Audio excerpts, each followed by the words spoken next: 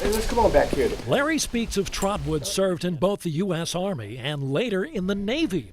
A misdiagnosis by the VA left him unable to work, and he's still hurting. I wanted to go ahead and work, some more. I can't. I can't even walk straight. Larry supports the reform plan to add more doctors and nurses in the VA medical system. Plus, it would, for the first time ever, allow poor-performing employees to be fired. And we laid our lives on the line. And then to come to this where you get paid more bonuses for not doing your job, there's something wrong. Another aspect of the plan is getting support from Taryn Esco of Beaver Creek.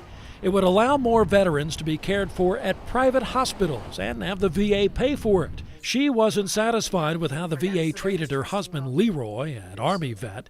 She took him to Miami Valley Hospital and says they won't be going back to the VA. He is more important to me, and his quality of life is way more important to me than anything else. Taryn adds more vets should have that option to go to a private hospital. They shouldn't have to settle for health care that don't treat them correctly. They need to be able to have people that their number one priority is making sure these vets are taken care of.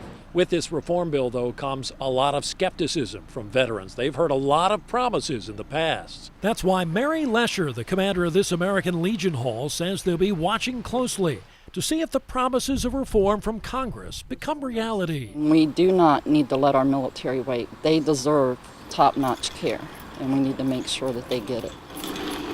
Larry Speaks agrees that veterans need to keep up the pressure on Congress. He's hoping it pays off not just for himself, but for other vets as well who deserve to get the medical care they were promised. In Trotwood, Jim Otte, News Center 7.